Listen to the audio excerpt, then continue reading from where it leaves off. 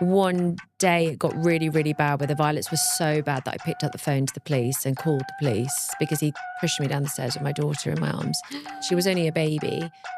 I would go up to London on the rare occasion where I get a babysitter and girls would throw drinks over me and go, "You slag, get away from my man." They would do that to you. My kids, you know, I hadn't realised what a subdued house they'd lived in until we moved to the cottage, and I just wanted to make this the most fun house ever, and we would crank up the music. And I saw a side to my kids that I'd never, because I think actually they lived in fear as well, but I didn't know it. Yeah. And then when they were happy and eating and dancing and loved life, like I just saw that decision I had made was the right one.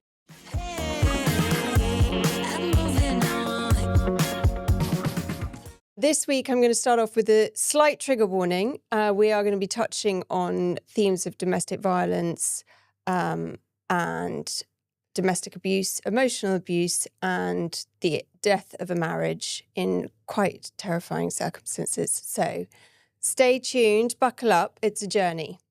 Hi, welcome back to the Big D with me, Buzzy Randall and Ate Jewel. And this week we have the amazing, the incredible and the beautiful Anouska Lancaster. Thank you so much for coming on and talking with us today. You are the vision of hope, reinvention, positivity, everything that the Big D is all about. Welcome. Thank you. Thanks for having me. Welcome. We met at QVC, where we were both launching the Sorbet collection. Yes. And I just saw in you a soul sister, and we had little chitty chats. And I was like, could you please come on the Big D and talk to us about your story? Because it was so inspiring. You were so hopeful. You were so positive. But you have literally been to hell and back. And you are the poster child for being happy and joyful and reinvention. Could you tell us a little bit about your story? Gosh, I don't even know where to start. So I met my first husband when I was 21. So I was super young. Baby. I was a real baby. He was much, much older than me. So he was 38. And I was swept away. You know, at 21, you've just romanticized about falling in love. And I hadn't really had that. And this man was obsessed with me. And I thought that was love. So I was swept up. And I thought that the obsession and the stalking was love. I did. I just thought, gosh, this man wants to be with me all the time. He wants to track my movements all the time. He can't let me out of his sight. Protection. You think protection rather than FIFA control. Exactly. Did nothing at this point was an alarm bell or the word red flag didn't really exist until about 3 years ago. Well, do you know what? Actually, if I rewind back to the first time I met him, I couldn't bear him.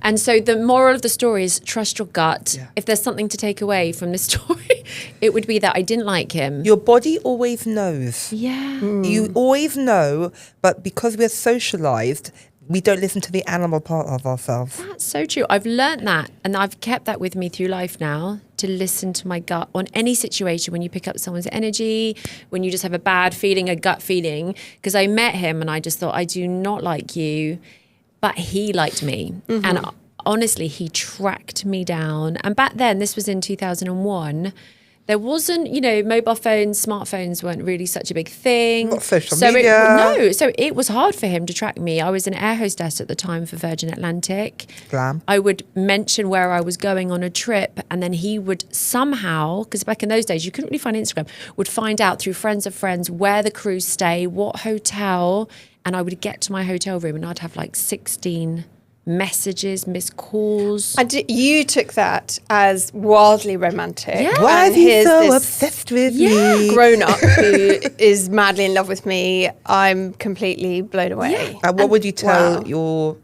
child now if they came home to you and said that? It would be red flag. Be careful. Red flag. Because it's so easy. It's so easy to do, isn't it? You want. I think there's a princess in all of us that wants. They're Prince Charming and wants to be whisked away. To be and claimed. Wants to be that looked is after. And we have all been spoon-fed this Disney princess nonsense of being claimed, when actually it can be quite toxic and scary. Yeah, definitely. And I soon learned that his reputation was that he was quite a dangerous guy and he was a player. At this point, are you together? We had been on a couple of dates. On our first date, we he found out where I was. And again, I was still avoiding him by this point. And I was like, look, I can't talk. I'm with friends in Harvey Nichols. I'm shopping. He turned up. Oh. And actually, I thought that was quite, wow, this is quite romantic. And he was like, I will not leave you until you come for a drink with me. And that was our first drink. And actually, I thought that was quite like something out of a movie. Yeah. That was quite nice.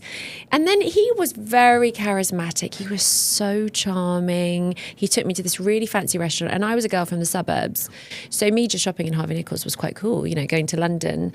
So for then him to say, I'm a nightclub owner. I own bars and clubs in London. Come to one of my bars.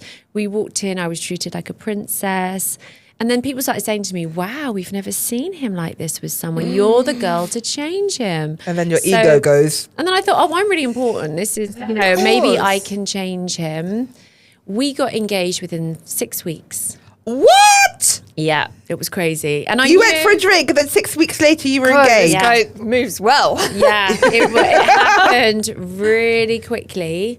And then as soon as we got engaged, the control... He changed. It changed very quickly. As soon as we were engaged, we weren't even married. As soon as we were engaged, it started getting really dark. And I noticed him really causing problems between me and my friends. He really latched onto my family because he knew that was the key to getting in with my family. So he was so Keeping charming to my family, to my mum. But then my friends, my girlfriends, was really keeping me away from them. So there started to be separation very quickly. And he knew he had to get us married pretty quick because I would find out who he was. And I hadn't met his family. They were living in Miami. So I hadn't met his family. I only met his family at the wedding. Ooh. So You were engaged. How quickly are you then married? within about 7 months, That's great. we got married. Big wedding? Huge. Well, I say, when I tell you the venue, you'll think it's huge. So we got married at Sandy Lane in Barbados. So it was the fairy tale. Yeah. And we went over for these lovely trips to plan it. They'd never had a wedding at Sandy Lane before. So I've never heard of such a thing. no, so that I was like treated like this Disney princess. But as the wedding planning was going on, it just started getting, I started getting really scared of him. And I could see his temper. Yeah, it got really dark really you quick. saw a side that you'd never seen before. Yeah, yeah. Were you thinking at this point, shit, how do I get out of Yeah, this? yeah. And the violence, it turned from control into physical violence. Oh, I'm so sorry. I would like lock myself in the bathroom. We moved in together before we got married, and I would lock myself in the bathroom. Like the emotional abuse, the physical abuse, it was really bad. But because my family thought he was such a white knight. And When also I was feel going ashamed to to tell them. Yeah, but Did you have that feeling that you couldn't tell them? they just loved him. Was he very rich? He was wealthy, successful, and they just thought that he was the best thing to ever happen to me. And the violence was really bad to the point where just before the wedding, I ended up ringing the police, and the police took me back to my parents' house. And I asked my parents, I remember saying to my parents, I'm not sure about this, but again, he managed to kind of like, I'm so sorry, I'm going to change. So he was very, very good at manipulating me and my family. So we got married, and then I got pregnant on the honeymoon.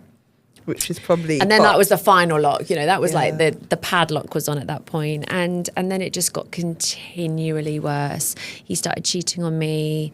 As soon as I was pregnant, he started cheating on me with other women. And But you were just married? Yeah, and very blatantly as well. And not even hiding it? Not even hiding it.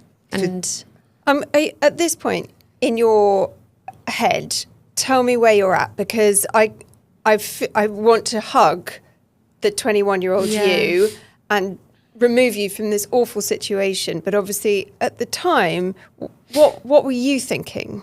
I was just like in survival for my child, I think. Even when I was pregnant, he was super violent, really nasty. Wow. Because he knew I couldn't really get away. I was 22 by this stage. I didn't have my own property. I didn't have anything. You didn't have any friends anymore? Didn't have any friends. Yeah, there was no real way out for me at that point. So I had to start thinking of a plan of eventually getting out of this. And it just got worse and worse, like awful, like bruising, like just awful. And he was living a very separate life to me. I lived this real lonely life with a baby, why he was living this glamorous life in London, and I was just like a housewife at home. I didn't go out. I couldn't do 22? anything. At 22. With a baby, feeling scared and frightened. Yeah. And not knowing where to go. Well, I think this happens to so many people. I know you said you're patron of domestic... Kaleidoscopic. Where... Tell me what women who are suffering from domestic violence, what is the pattern? Because I know for a lot of women, it's you get estranged from your friends and from your family. You often are encouraged not to work so that you don't have economic freedom. Oh, completely. You get put somewhere, you get stranded somewhere so that you don't have community. Is that what happened to you? Yeah. And what are the signs that people should look out for? And what are the things you did to get yourself out? So one of the first signs that I should have spotted when I met him was that he asked me to leave my job straight away. Ooh. So he told me that if I was an air hostess, I was the equivalent of a whore. Oh, wow. So he said that I was would accuse me on every trip of sleeping with the captain, sleeping with the crew. He said that the way I dressed, which was my uniform, was provocative, that I was flirting with the customers. And this was all in his head. You know what? I read this quote, which is really interesting. It said, their accusations are actually their confessions. Yes. So whatever anyone accuses you of, it's probably what they're doing. Yeah. Oh, and that is actually when you say that, it's like, ooh. Yeah. Well, I found out, that he had been with a lot of girls from Virgin Atlantic, which is obviously, where he got the little line. He was like, and then I went on to have my second child. How old were you? Was it? My second child, by the time Kai was born, my first, I was 23, and then I had my second one at 26. And by this stage, I was just done. I was just so lonely. I just, all my hopes and dreams of a career, anything, were all kind of gone. And one day it got really, really bad, where the violence was so bad that I picked up the phone to the police and called the police because he pushed me down the stairs with my daughter in my arms. She was only a baby. And that was a breaking point for me. It's the mama bear. Yeah, where I could get out. I was like, I'm out. The police arrived. The police told me to press charges. They told me he'd done this with his ex-wife. Did you know that? You didn't know that? No. So they knew him? So they knew him. He was known. He was known to police. And I thought, this is my break. So at this stage, I called on my dad to help me. So my dad and I hadn't been that close for a long time growing up. My dad didn't like him. My mum and dad had been separated. So my dad and I had been a little bit estranged for years because there was this divide. And my husband knew that if my dad got involved, there'd be trouble because my dad would help me. So he kept me very away from my dad. My dad stepped in. I went to a solicitor. But on paper, I had nothing. I couldn't get away. So he played the game where he said he would change. He moved out the house temporarily. And then one day he just said, I've had enough of this. And he just came back. And I rang the police and said he's back. And they said, it's his house. There's nothing. There's no protection for you. That you can do. Nothing at all. So again, you go back to square one again. And this stage, because I'd left him for a little bit of time, girls started coming forward and telling me that they'd had relations with him. I kept finding out he'd done things with people I knew. So it was much worse. One girl at Virgin that he had spent the night with in my bed in London came out. So obviously the things got much worse because now I had solid evidence as well. But I was forced to go back to him, even though I knew about all these women. I was finding business cards in his pockets. I was finding notes from women, keys for the Sanderson Hotel, St Martin's Lane Hotel. Just gross. I would go up to London on the rare occasion where I get a babysitter and girls would throw drinks over me and go, you slag, get away from my man. They would do that to me? you. And I was the wife. About your husband. I'm the wife. Yeah, and I was the wife. And he would drag them out by security saying, I've never seen her before. So this is playing really serious mind games with you because you're like, am I going crazy that I'm... Yeah. You're in a very, very dangerous position at this point. I can see that. And and I could see his behaviour. I could see the way he was treating people in London, that he was a very dangerous person. And the people that worked for him, he had a big crew of people. So this went on for years and years. And then what was the breaking point? The breaking point was... so when we got back together, we moved to a new house. So again, more promises. We're going to move to a bigger house. It's going to have stables. It's going to have a swimming pool. You're going to have everything you want. I'm giving you a new engagement ring because this is a new start. Oh. So again, I'm like, okay, we'll go again.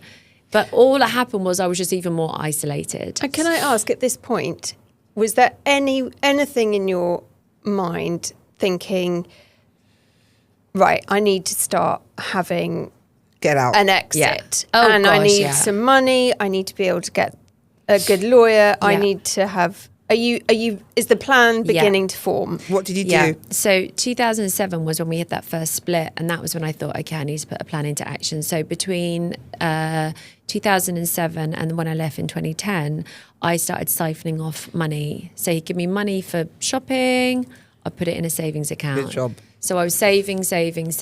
And my condition when I got back with him was, if I give you another chance, the house goes in both of our names. That was the condition. So I did that.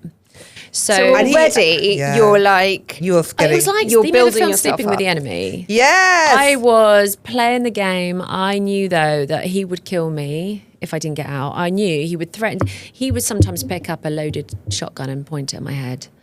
Like honestly, he would do anything to scare me so much that I could not try and get away again. Did you feel very bullied? Very bullied, very scared. Like everything I said had to be filtered. So if we'd go to a party, everything I was saying to someone had to be filtered, or my actions had to be filtered because he was watching me. And if I did something wrong when I got home, I knew what was waiting for me when I got home. I mean, it's like we're in a movie. I feel Yeah. like you're in a movie, Yeah. but this is your That reality. was This is real life. And Did you suffer health-wise?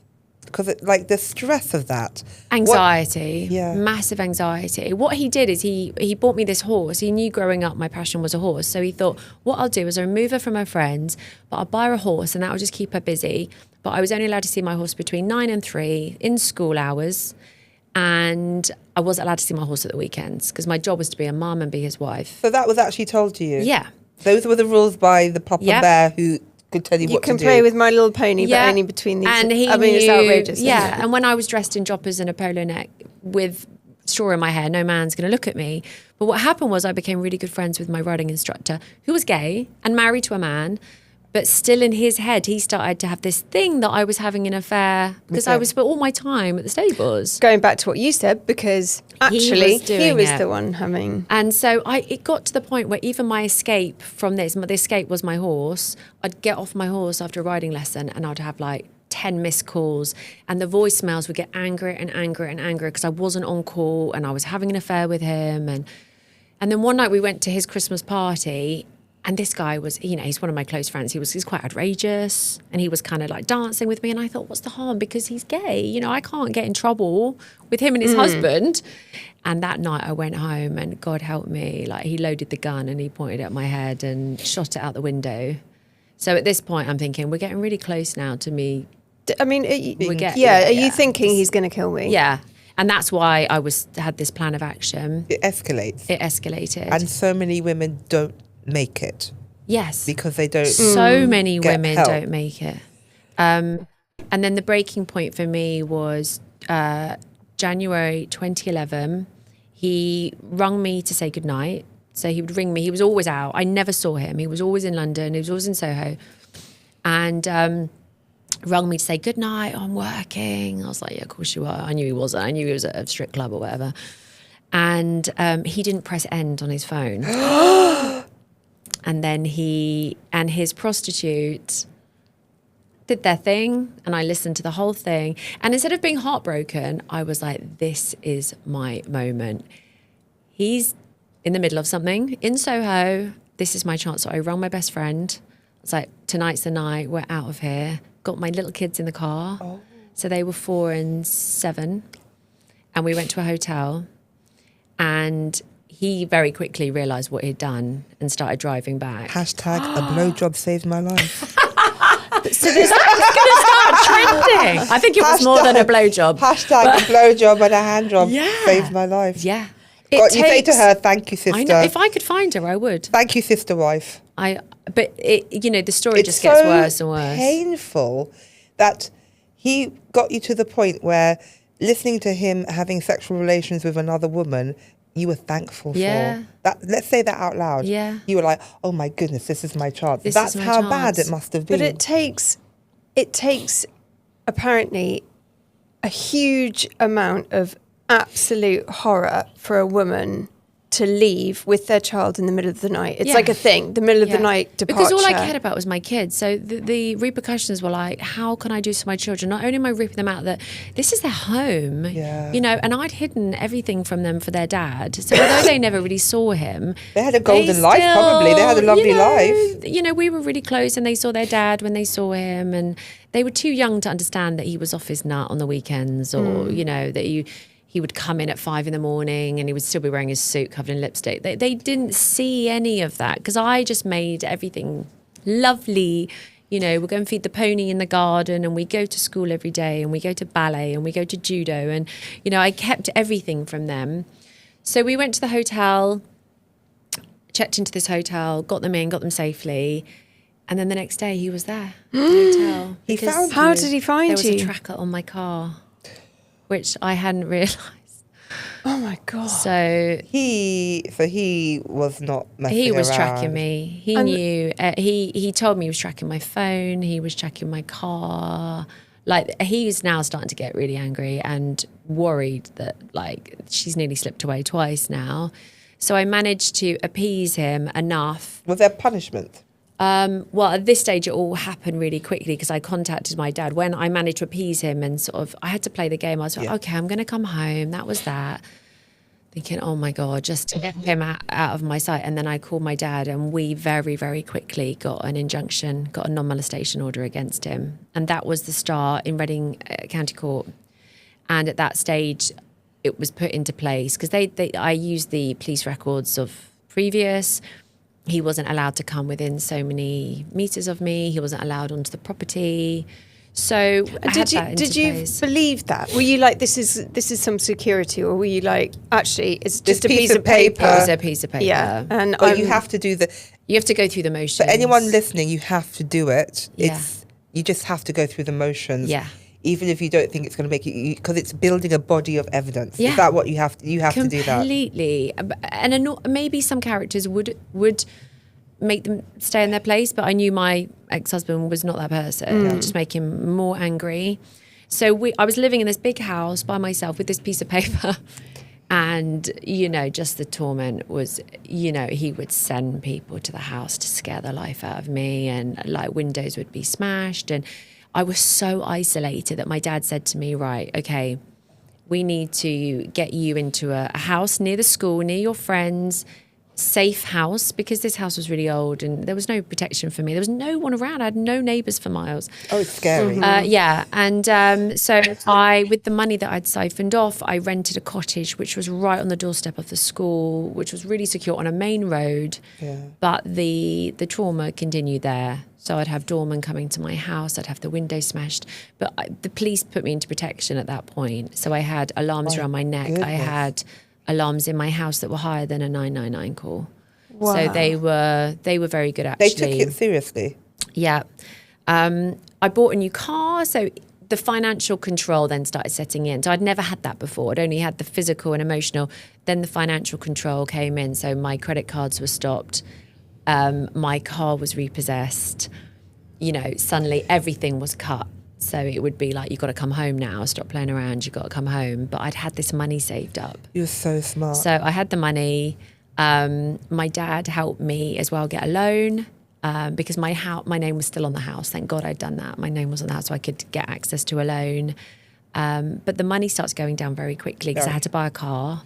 I had to sell my horse to buy a car, which was my that was your lifeline. Broken, because also the bills on the horse I couldn't afford. Yeah. So that was, again, he tormented me with that. He was like, I'm not paying for that, you know. So I knew I couldn't afford him. So I sold the horse, bought a car, and then he put a tracker on that car, even though it was mine. Illegally.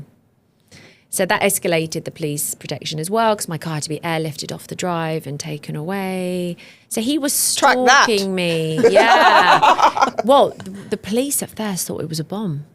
So I had the bomb squad come to my house because I said to my friend as a joke, oh, he's probably put a tracker on my car. And she was like, oh, let's have a look. And she went under the car and went, oh my God, there's a big box hanging. So when I rang the police and told them, they were like, get away from that car. Because it could be a car bomb. So it could have been a bomb. It could have been. I mean, so, like, honestly, it was like living in a movie. Was the stress of that just exhausting. And did you mask it for the children? Because I think so many mums do that, and that adds another layer of stress where you have to. There's no place to process your own emotions. When did you do that? Did you have any safe place to process? No.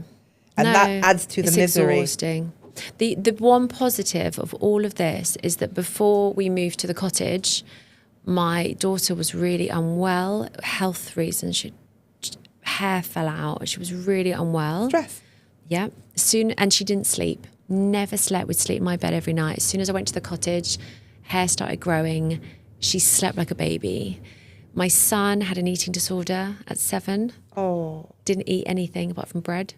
Went to the new house, started eating steak and vegetables. Like, the difference in my kids immediately just being was the removed. Reassurance that they felt safe, and that I think that they had been a lot more aware of the violence to me, and they'd picked up, I think, a lot more of the fit. Like, kids are like sponges, and we sometimes you kid yourself. You kid yourself. You want to tell yourself that they're not picking it up. They feel everything. Yeah, especially with mothers, I think they are so in tune. They were like different children, and although they didn't have their dad, Did you have any contact with the kids at this point? At that stage, he was on bail.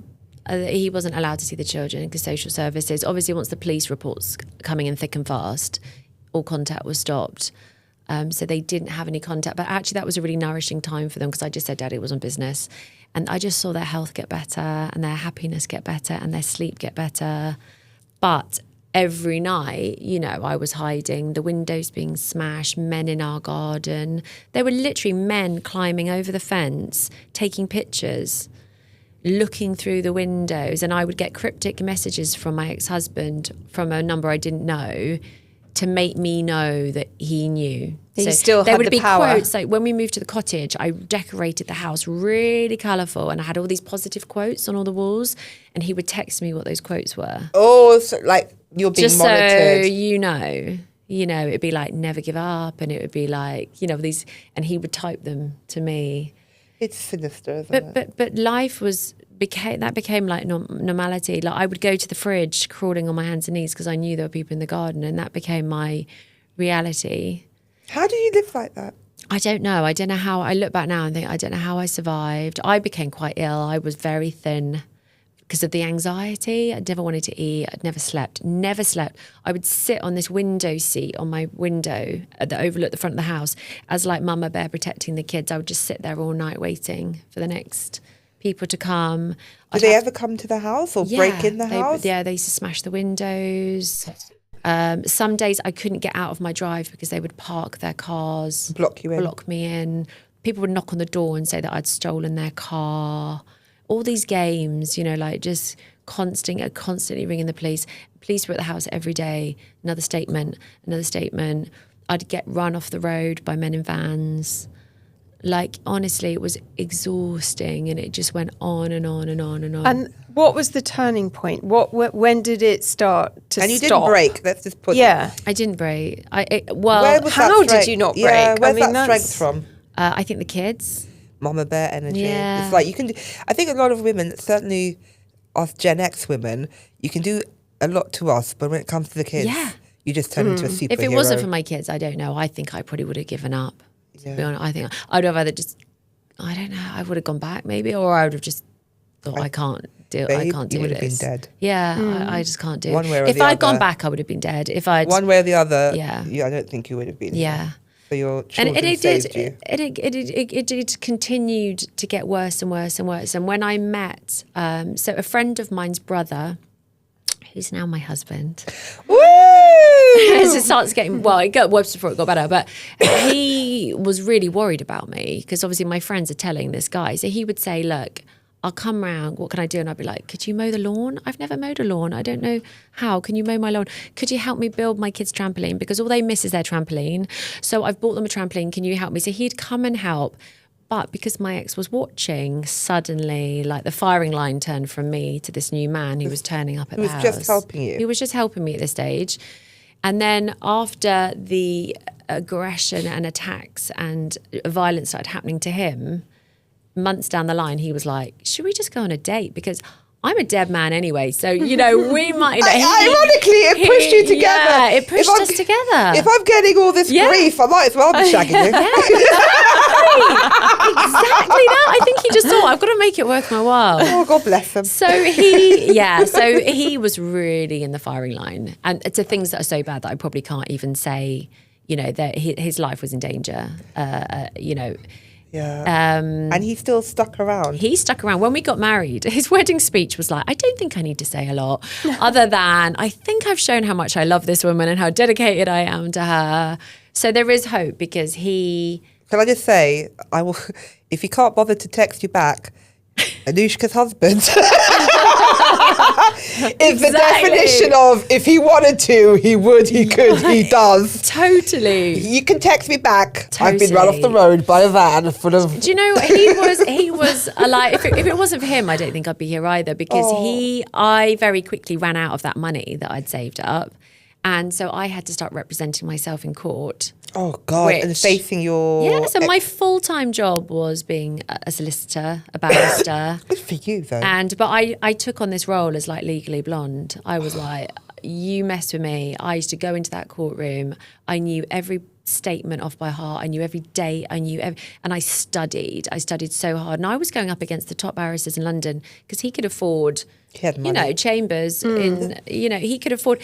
And I used to just wipe the floor with all of them because of the seriousnesses of the cases, we got escalated up to a circuit judge, which means that when you go to a circuit judge, the judge gets to know you because it's the same judge every time. That was a big breakthrough for me. So the circuit judge knew exactly what was going on. He could see what was going on. My ex would come in with a new barrister, £2,000 or £3,000 a day every time.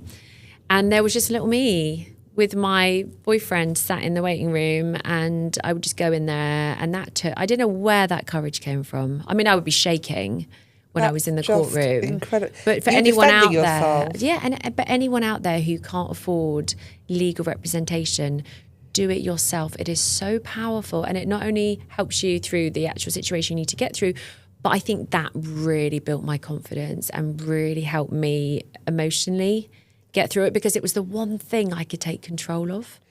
I think control is a massive thing. When you're in a situation where you're dealing with domestic violence or you're dealing with things where you are not in control of financial abuse, control, like you said, is... And how did you get control? Is there any little ways? Because it seems very big to go to court and you're a very brave, capable person. And if someone needs to do baby steps to get there, what can you do? Like you siphoned off money... Like, what can you do? Like, you reported, like, how can you take control? Get as much help and support as you can. So at the beginning, I even had a Mackenzie friend, which is someone that's not a solicitor or a barrister, but they have legal knowledge. Ooh. So I used them to help me. So instead of paying £400 an hour, it would be £40 an hour. So I used this amazing guy called Colin who helped me, who kind of trained me a little bit of what I needed to do. These are what you need. You need to put a statement in. You need to go to this office at the court. You need to put this in. So he was brilliant and was really lovely. And nice to go to court with someone holding your hand, even though he wasn't allowed to talk. He would hold my hand for the for as long as I could afford to have him come with me. So that was brilliant. Social services, don't be scared of social services. I think we all have this fear that social services can take your kids away.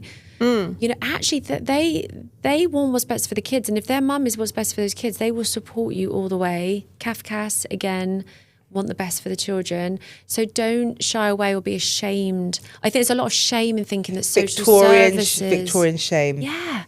I think us women carry a lot of shame, especially when it comes to marriage and the breakdown of marriage and the shame that puts on us, that there's a failure, that we're weak, or, we should be embarrassed that we've not made it work when others have. But what I'm getting from your story is that you have this incredible sense of strength, inner strength. You have it. You have that strength. Grit. Have you always had that? Or is that something that you have discovered about yourself in the process of this horrific journey that you've been through? I think I've discovered it in the journey. I don't think you ever realise how strong you are until you have to be strong. Yeah, you're tested. A big help for me was turning to church. Ooh. As well, which is controversial. A faith. having a faith and a is belief. everything. My faith, like if it wasn't for my faith and my church, I would not be here today. 100%. It's also community. It's old school community. When it first all happened, my dad was a member of this church in Basingstoke, and things were so bad, and he just said, "I'm going to take you to church." And I've been brought up a Catholic. So there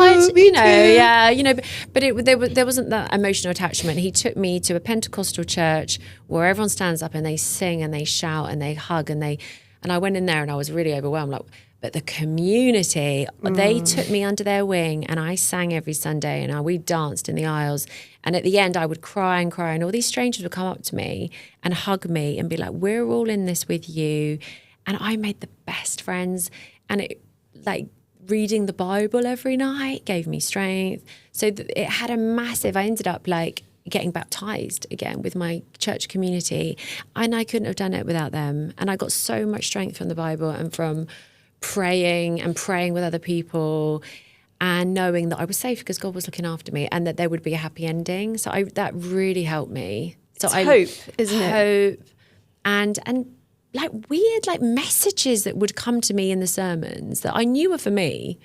It's always it's amazing. I saw this thing on Instagram where it's spells, prayer, manifestation, experiments, science. It's all the same thing. Yes. Quantum physics, prayer, manifesting, Yeah. God, love, nature. It's putting it out there, all isn't it? The same thing. Yeah, it's giving it up and putting it out there and then receiving and knowing that all you're going the to be messages. right. Yeah. So faith, a sense of faith really helped you. I'm listening to worship music. Every time I drove to court, I'd be shaking, but I would listen to worship music. I've never actually said this to anyone.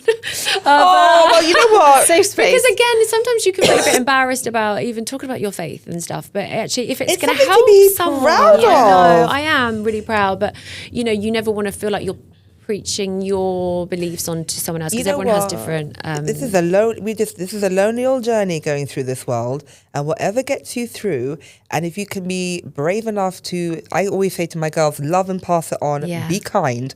And you are passing on something that's worked for you. Yeah. If it doesn't work for someone else, great. But you were brave enough and kind enough to share how you get through. Yeah. Might be a gin and tonic for someone. Well, it was that as well. There's a lot of gin. Yeah, There's a lot of worship drug nights. music. You know what? Dancing to rave music. Yeah. Whatever you need. It's all the same thing. Personally, it's like rhythms. It's vibrations. It's getting out of your head in a positive way. That's a beautiful thing. And kitchen discos. That's another one. Kitchen, with my kids. Did you do Sophie Ellis-Bextor? Mine was before that time. Yes. But my kids, I hadn't realised what a subdued house they'd lived in until Quiet. we moved to the cottage, and I just wanted to make this the most fun house ever, and we would crank up the music. And I saw a side to my kids that I'd never, because I think actually they lived in fear as well, but I didn't know it. Yeah. And then when they were happy and eating and dancing and loved life, I just saw that decision I had made was the right one. And I think loads of people probably watching this are thinking, I can't do that to my kids. It was the best thing I ever did for my kids. I left my marriage because of my kids. Yeah. It was a safe space in terms of it wasn't violent, it wasn't anything like that. But I just remembered looking at my ex-husband and looking at my daughters, especially because I had daughters, and I said to myself, would I want them to have a marriage like this? Yeah. Would I want them to feel the way I'm feeling right now? And I said no. Then why am I teaching them to be in a marriage like this, to tolerate what I was tolerating? And so I think a lot of people, you should leave because of the children, because you want better for them. Definitely. And we're educating them, aren't we, about what's right and what's wrong. And what you tolerate. Yeah. And what we're worth. I mean, we're all I think often in a marriage that is going wrong, there is such a sense of worthlessness on both sides. Yeah. And I think that your children, if they grow up seeing their mum believing that she's worthless, then they're going to grow up believing that, their role as a mother or a wife is to feel worthless. Totally. And that's awful. I mean, I think as mothers, our job is to love and protect and nurture, but it's also to show them to be happy, how to be when it's their turn. Yeah. And not put up with nonsense. Yeah. And I hope, like my daughter particularly tells me every day, I'm so proud of you. I'm so proud of you. And she, like, as they're older now, because my kids are 22 and 19 now, they're like, insane. You look about 22 yourself, love. So lovely. But I've given them information at an age appropriate age. But as they're becoming adults, they are starting to understand it for themselves. Do they have a relationship with their papa? They see him. So when they became adults, I gave them, there was a whole load of journey that went on after that. It got to the point where they were given their own legal representation by Kafkas and social services. That's hardcore, babe. Which is amazing because it had to be their voice that they were given. So it's really interesting because they had a barrister. I didn't. I was representing myself.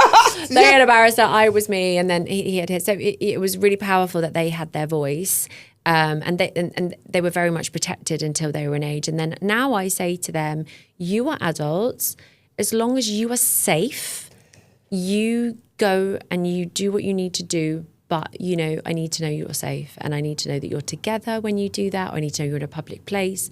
I need to know you're not getting in a car with that person because they don't have a driving license, because of stuff.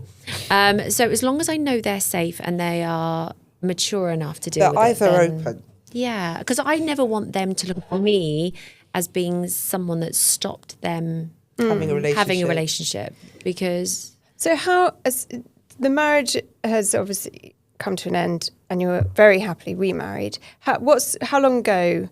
In the timing, so I left him in January 2011.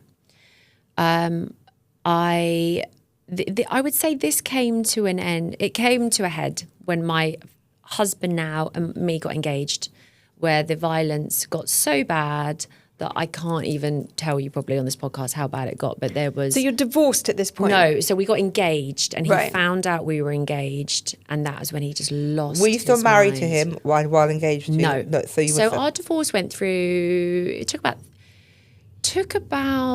2.5 years because he just kept, and he wore me down. We're others dragging on.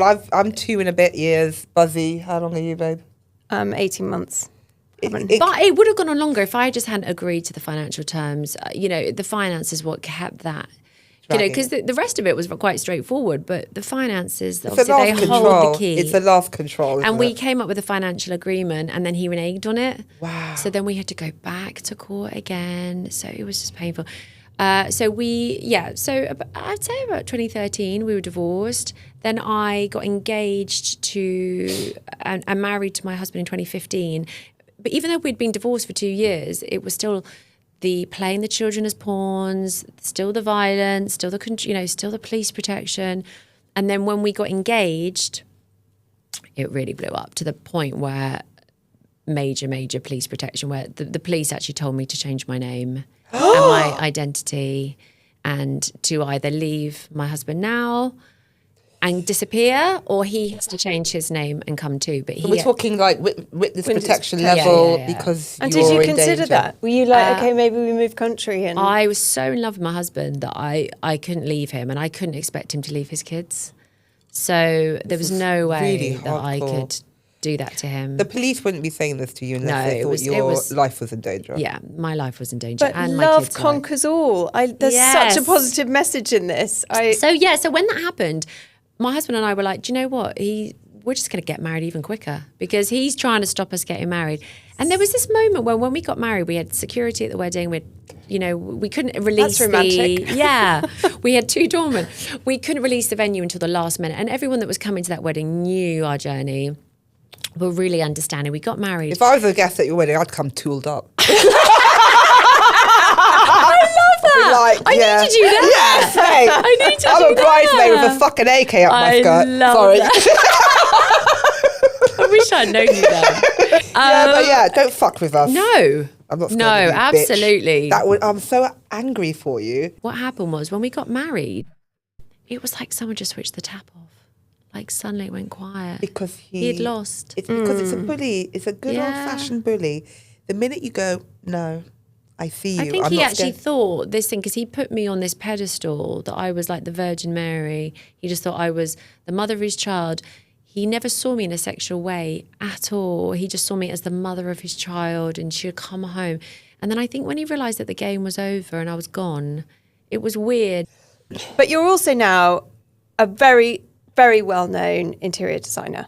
Yes. How on earth did that come about? So that came about because I had studied art before I'd met my ex-husband. I was passionate about art, loved it. Then I thought I'll go and be an air hostess for a while just to travel. And then I'll come back to that. But obviously I never could go back to it. And then when I moved to that cottage, I interior designed this house to make it the best house my kids have ever imagined. And I just put colour and pattern and joy into this house.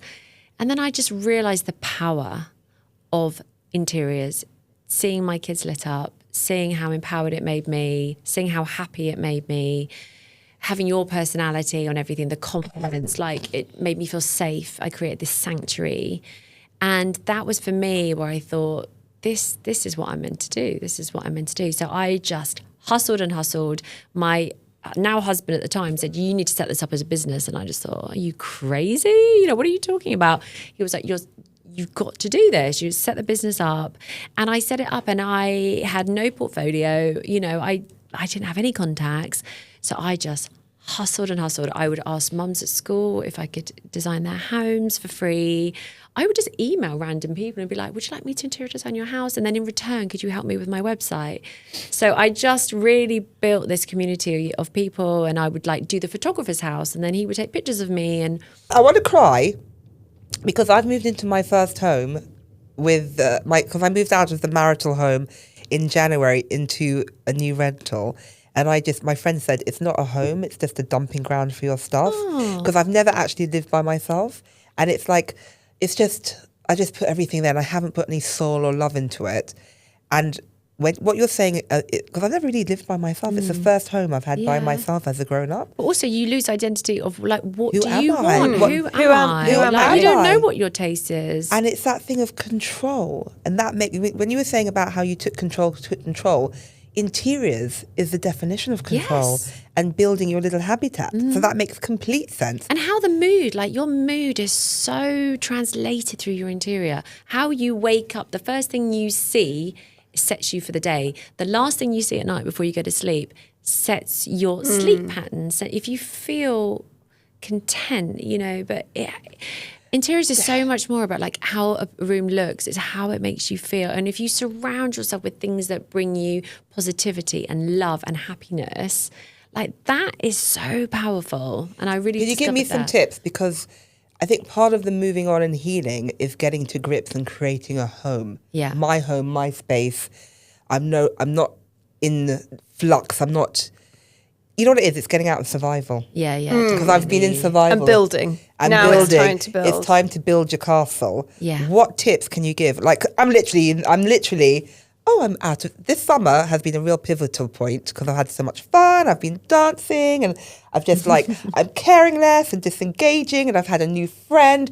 It's been really healing. Yeah. And so I'm in a space now to build, like me and millions of people who will need to start to build. What can they do in your home to make you go in your house and go, I love this house? I think don't overthink it. Just go shopping. You know, like if you go shopping and you want to go and buy some new clothes, something's going to make you feel really good. Just go and do that in interiors as well. Like treat it. I think people are quite scared of interiors. They're like, oh, you know, it's like, I don't know how, but actually it's the same as going shopping for anything. You're gravitated towards what you love in a shop when you go shopping. So just go into a store, whatever you love, get it? There's no rules. Anything that's going to bring you joy. If you see a picture or a wallpaper or a paint colour that you love, and you're like, I love that. Even if it's a really small thing, like a picture frame or cushions. Like cushions are such an easy, instant way of bringing joy and pattern and colour into your home. Like anything you love, just buy it. And then slowly you will start understanding what your style is, what you're drawn to, what colours you're drawn to. And as an interior designer now, with my own business, I meet a lot of women coming through divorce. And that's the first thing they said to me is, I don't know what I want. Because we've been a we. I don't know. Or he never liked pink. Yeah. He always liked grey. And that's always the start of the sentence. It doesn't matter. My whole fucking room's pink now, babe. Exactly. I've got pink sheets, pink this, pink that, and that makes me feel very joyful. But it's so interesting. It's the rebuild. Yeah, it's the rebuild and understanding what you like. And then once you understand what your fashion taste is or what your interior, you'll see that there's a pattern forming. So this one client that I had, she came through a really traumatic divorce, didn't know what she wanted, didn't know what colours she liked, didn't know what patterns she liked. Started out just showing her loads of imagery. So buy magazines as well. Magazines are brilliant. Rip those pages out or go on Pinterest, anything you love, click it, save it. And then now she dresses totally differently. She wears really colourful outfits. She layers patterns. She's really confident. Her home reflects that. So it's such a journey in so many elements of your life. Like interior is not just in your home, it will reflect. That word reflection, I think that is so key in this, is that, and in your journey, it feels like you becoming this well-known interior designer is such a reflection of how you've built yourself up out of, from being virtually buried, literally buried, metaphorically and literally, to this like flourishing, colourful, very vibrant, creative flower. Is like, it's so inspiring, and I love that. It is such a reflection of how well you have survived and I thrived. see it a bit like survive. Like if you think about being under the soil, and then for so long you've had no water and no sunlight, and then when you get those things from your friends, from your family, from your job, from your kids, and you're watered, you do blossom into something really beautiful. And I'd say for anyone watching this that feels like you're still in that soil, just nourish yourself as much as you can. Go out for walks in the sunshine, see your friends, spend time with people that fill you with joy, do things that you love that maybe you weren't allowed to do when you were married, even if it's just going for a coffee on your own, on eggs in a nice cafe somewhere, like little treats that you can, the Sunday papers with a lovely coffee, you know, like little snippets of joy really rebuild you. And it would take a while, but I would say like every little bit all adds up. And doing things that you love doing. Yeah, I feel so blessed now. And I've always like been myself. I've always like shared my journey. Like now I'm a patron of Kaleidoscopic, which is massively important to me, like trying to help women. What is Kaleidoscopic? So Kaleidoscopic is a charity that supports women, well, not just women, men and children, but victims and survivors of domestic violence. And the idea is that a kaleidoscope is lots of pieces of broken, colourful glass. And then when they're put together, they're all broken, but they make the most beautiful picture. And so we love the idea that we are rebuilding all these smashed pieces of glass into something really colourful and beautiful. Our symbols, a mirror ball, disco ball. It's the same concept. Broken pieces of, and then you turn it into a beautiful disco reflecting. And you dance and you twirl. It's the same thing, but with colour, other with disco beats. And it's just, and also you having these conversations gives so much back, because if I'd heard your podcast when I was going through it, it would have really helped me. Oh, don't make me cry. No, like honestly, because it is a really lonely time. You feel like you're the only person going through it. It's very suffocating. Can I ask you something? Because you are the definition of grit, strength, fabulosity. I love that word. And what I think a lot of people struggle with is they don't see themselves as a victim, and you were a victim of domestic violence. How did that make you feel about yourself? Because you are not someone that you'd typically say, I don't even like the word the victim, but survivor. How did you navigate, turn that around? How did you see it, own it, and then turn it around? Because I think a lot of people are in denial. Half of it's like, I can't believe this is happening to me. Yeah. And I think the minute you realise, then you can start to do something about it. But how did you take that? First of all, when did you feel that was what you were going through? And then when did you make it into survivor? From victim to survivor? How did you do that? That's a good question. That's a deep question, isn't it? Yeah. I think that I realised once I was stuck in it, like when I could see friends and their relationships with their husbands and mums at school, I'd go to like sports day and realise that there's something really wrong here. Yeah. You know, when I could see family, Yeah, I realised there was a lot of issues here. So I realised something wasn't right. And then actually, I think if you channel it not into feeling sorry for yourself, but into, I'm not an angry person, but a little bit into anger. Yeah, fight.